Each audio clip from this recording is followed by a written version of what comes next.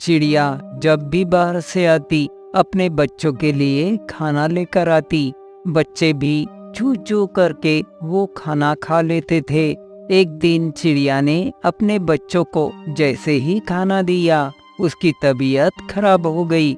जाने चिड़िया को आज क्या हुआ। चिड़िया चक्कर आकर नीचे गिर गई। चिड़िया को गिरा हुआ देखकर दोनों बच्चे उदास हो गए।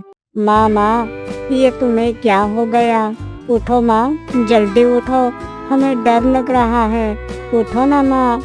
माँ, ऐसे कैसे हो गया? तुम बोलती क्यों नहीं? माँ, हमारे साथ बोलो, बातें करो हमारे साथ। माँ, अब से हम तुम्हें कोई तकलीफ नहीं देंगे। तुम हमसे प्यार करती हो ना?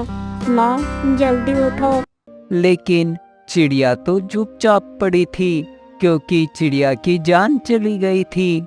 बच्चे बहुत छोटे थे, वो तो इतना भी नहीं जानते कि उनकी माँ अब इस दुनिया में नहीं है। बबलू, ऐसा पहले कभी नहीं हुआ। माँ हमसे कभी नाराज नहीं हुई। माँ इतनी देर तक कभी सोती नहीं। न जाने आज माँ को क्या हुआ।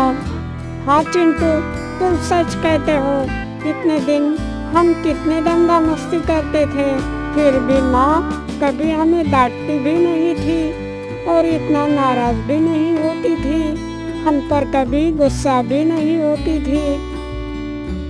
अरे चिंटू, ऐसा भी हो सकता है माँ को खाना लाने में बहुत परेशानी हो गई होगी, इसलिए माँ थक कर सो गई होगी। नहीं, माँ कभी भी दिन में नहीं सोती।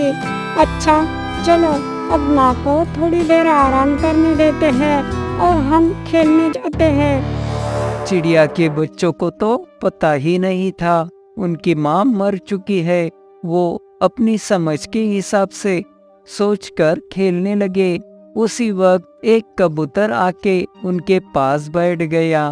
वो कबूतर जान जाता है कि चिड़िया अब हमेशा के लिए इस दुनिया से जा चुकी है। कबूतर चिड़िया के बच्चों को समझाने की कोशिश करता, लेकिन चिड़िया के बच्चे ये समझ नहीं पाए कि उनकी माँ अब मर चुकी है। बच्चों, तुम्हारी माँ बहुत बीमार है। लगता है इसकी तबीयत बहुत ही खराब है। जब तक तुम्हारी माँ ठीक हो जाए तब तक तुम मेरे साथ चलो, मेरे घोंसले में रहो। चाचा, अगर माँ की तबीयत बिगड़ चुकी है तो तुम इसे ठीक करा दो ना।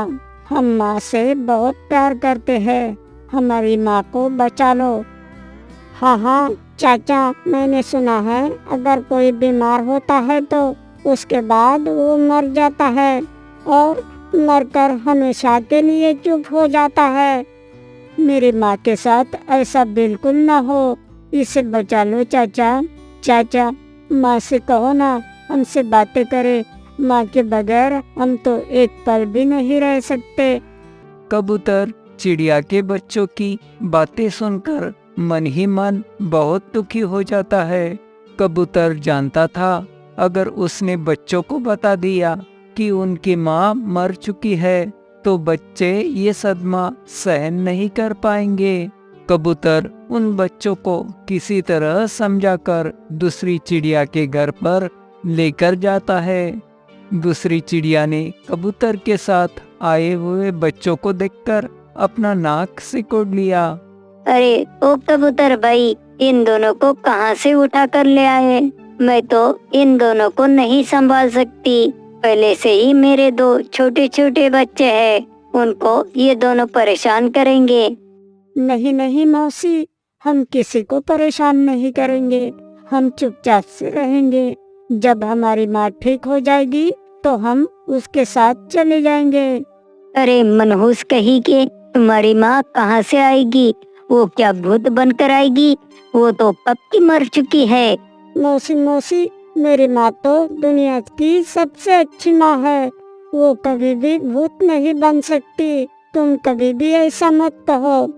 हाँ, मैं सब कुछ जानती हूँ तुम्हारी माँ कितनी अच्छी है। बच्चों की और चिड़िया की बातें चलती रहती है और कबूतर वहाँ से उड़ जाता है।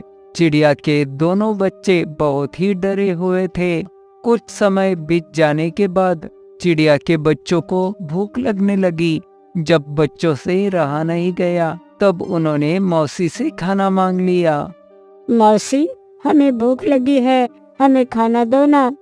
अरे बिन बुलाए मेहमान, चुप रहो, यहाँ पर खाने के लिए कुछ नहीं है। मौसी, वो सामने तो दाने पड़े हुए हैं, उसमें से ही थोड़े हमें दे दो ना, हमारा खाना हो जाएगा, फिर हम हमारे माँ के पास चले जाएंगे। वो दाने तो मैंने मेरे बच्चों के लिए रखे हैं। ये कबूतर भी न जाने किसको उठाकर यहाँ पर ले आया। वो कबूतर तुम्हारे लिए दाना पानी लाएगा, उसके आने तक तुम भूखा ही रहो। हाँ, और एक बात, तुम्हारी माँ मर चुकी है, वो अब कभी वापस नहीं आएगी। लेकिन चिड़िया के बच्चों का भूख से बुरा हाल हो गया था। चिड़िया के घोंसले के आजू बाजू पड़े हुए कुछ दानों से बच्चों ने अपनी भूख मिटाई और वो खामोश हो गए। कुछ दिनों के बाद दूसरी चिड़िया ने उन्हें बाहर का रास्ता दिखा दिया। देखो, तुम दोनों को मैं जिंदगी भर नहीं संभाल सकती। मेरे घर से बाहर निकलो और अपना अपना देख लो। मेरे लिए मेरे 2 बच्चे ही काफी है। दोनों बच्चे बहुत गिड़गिड़ाए, लेकिन दूसरी चिड़िया को कोई फर्क नहीं पड़ा। वे दोनों बच्चे घर के बाहर ही रहने लगे। कुछ महीनों के बाद वो बच्चे थोड़े बड़े हो गए। अब तो बच्चे उड़ना ही सीख गए। दूसरे पक्षियों से कैसे बचा जाता है वो भी बच्चे सीख गए। जब दूसरी चिड़िया अपने बच्चों का खाना लाने के लिए बाहर जाती तब बबलू और टिंकू दूसरी चिड़िया के बच्चों के पास ही रहते थे और उनका रक्षण किया करते थे। एक दिन बबलू पेड़ पर ही बैठा था, तभी वहाँ पर एक सांप आ जाता है। दूसरी चिड़िया के बच्चे अभी छोटे ही थे। बबलू ने ये जान लिया सांप से छोटे छोटे बच्चों को खतरा हो सकता है। बबलू ने सांप पर हमला करना शुरू किया। वहाँ पर टिंकू भी आ गया और उसने अपने भाई का साथ देना शुरू किया। सांप जख्मी हो गया था, इसलिए वहाँ से तो सांप भाग जाता है। दूसरी चिड़िया के दोनों बच्चों की जान बच जाती है। सांप को बार बार मारने की वजह से बबलू और टिंकू के मुंह पर खून लग जाता है। थोड़े समय बाद दूसरी चिड़िया वहाँ पर वापस आ जाती है। बबलू और टिंकू के मुंह पर लगे हुए खून को देखकर दूसरी चिड़िया गुस्से में आ जाती है।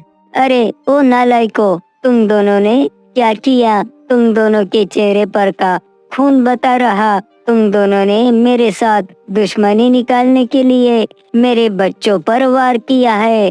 नहीं नहीं मौसी, हमने ऐसा कुछ भी नहीं किया। बबलू आगे कुछ कहता उससे पहले ही दूसरी चिड़िया ने बबलू पर हमला कर दिया। तुम दोनों ही सांप की तरह हो। अब तो मैं तुम दोनों को जिंदा नहीं छोड़ूंगी। इतने में वहाँ पर कबूतर आ जाता है। कबूतर ने चिड़िया को रोक दिया। अरे चिड़िया, तू एक नंबर की मूर्ख है। तुमने कुछ सोचे समझे इन दोनों को मारना शुरू किया।